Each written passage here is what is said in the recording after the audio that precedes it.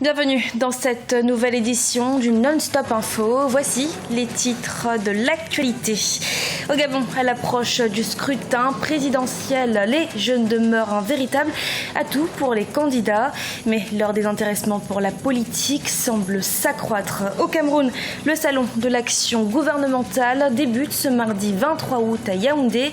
Pour cette 5e édition, le SAGO entend innover avec des conférences d'information au grand public. Et puis au Bénin, le festival Afropolitan Nomade a célébré la musique panafricaine du 15 au 20 août 2016.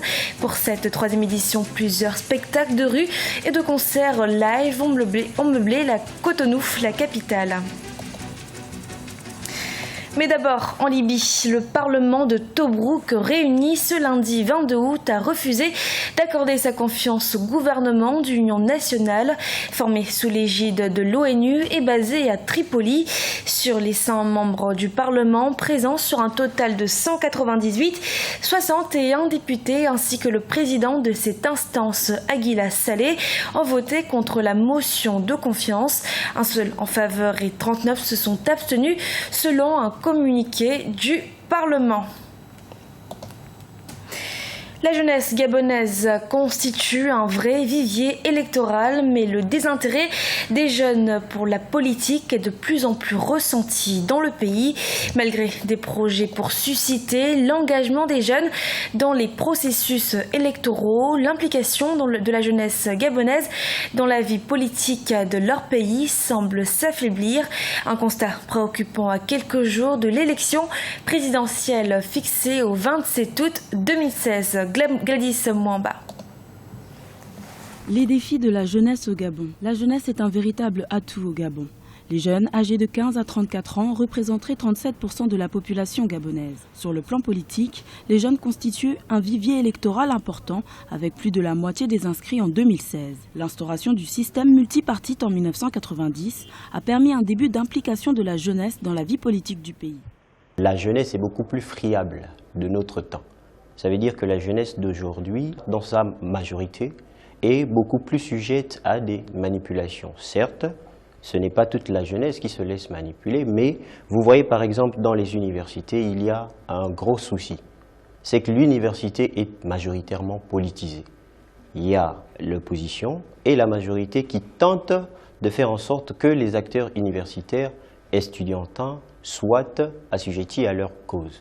Et vous voyez, ça cause un certain nombre de désagréments dans le système universitaire gabonais avec les grèves à répétition. La jeunesse est aussi l'une des couches les plus vulnérables de la population. Elle est la principale victime de la pauvreté. Le chômage des jeunes a atteint des proportions importantes au Gabon.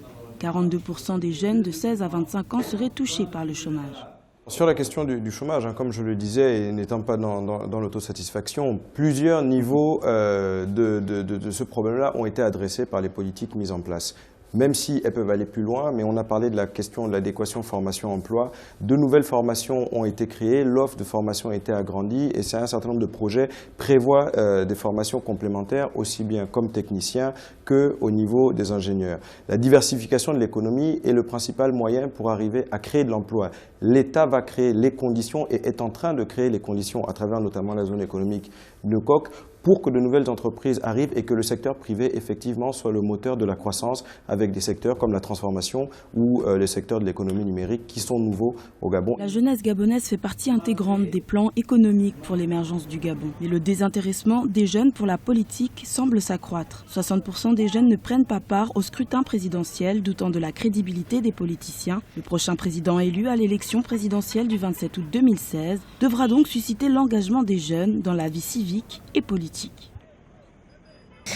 Sachez que dans le cadre de cette présidentielle gabonaise, Africa 24 a déployé un dispositif exceptionnel afin de vous faire vivre cet événement.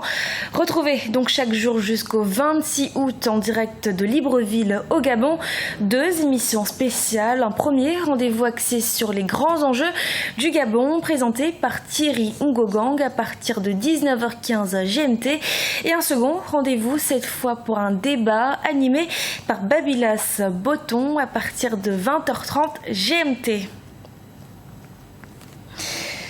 Au Cameroun, la gouvernance s'expose à Yaoundé au travers de la 5e édition du Salon de l'action gouvernementale. La vitrine du Cameroun, cette plateforme annuelle de visibilité et d'échange pour les acteurs du travail gouvernemental, ouvre ses portes ce mardi 23 août à Yaoundé et ce jusqu'au 28 août prochain.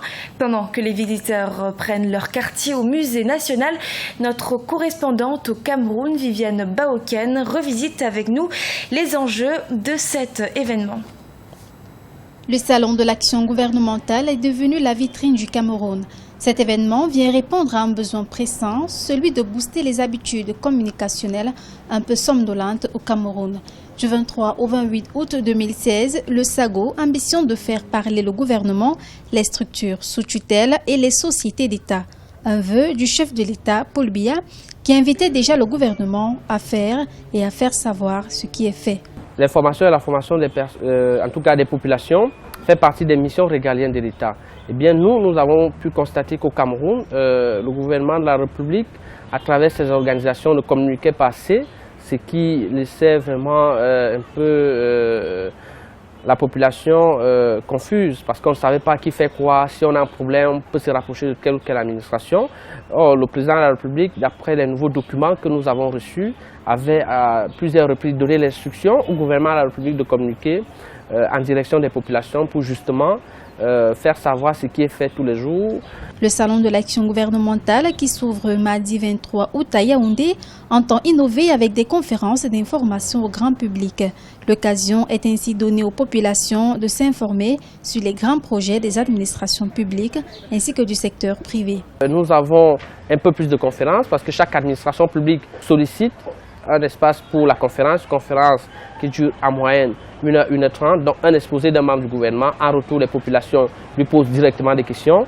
Les populations qui sont chez elles, qui n'ont pas pu faire le déplacement, peuvent participer au débat ou poser des questions à travers des SMS. Le SAGO 2016 annonce la participation de près de 500 exposants et environ 60 000 visiteurs nationaux et internationaux. Le gouvernement camerounais y présentera ses actions et projets pour le rayonnement du pays. Au Togo, le pays va accueillir du 10 au 15 octobre prochain un sommet extraordinaire de l'Union africaine. Ce sommet sera essentiellement consacré au développement et à la sécurité maritime. Le pays s'active pour la réussite du sommet, y compris le chef de l'État, Faure Gnassingbé, qui souhaite faire adopter une charte africaine sur la sécurité maritime. Le Bénin a abrité du 15 au 20 août 2016 le festival Afropolitane Nomade. Après le Cameroun et le Gabon, la 3e édition de ce festival a permis aux artistes africains ou d'origine africaine de faire valoir leur talent. C'est un sujet préparé par Leftiounou, notre correspondant au Bénin. Cotonou, la capitale économique du Bénin, a brillé du 15 au 20 août 2016 aux couleurs du festival Afropolitane Nomade. Placé sous le thème « La tradition orale à l'aide du numérique », ce carrefour culturel a servi de cadre pour les professionnels de la musique africaine. Les artistes, chanteurs, musiciens, slameurs et programmeurs ont aussi enrichi leurs connaissances à travers plusieurs ateliers de formation dans le domaine musical. Ce festival réunit des artistes de 8 pays différents, qu'ils soient africains ou d'ascendance africaine. Et c'est le meilleur moyen en fait de valoriser la culture africaine que de déplacer tous ces gens dans un pays comme le Bénin. On a eu la chance à Cotonou toute cette semaine de bouger entre l'Institut français où les ateliers, où on a eu des ateliers de partage, des ateliers sur le coaching vocal, sur les sons pygmées, sur beaucoup de thématiques.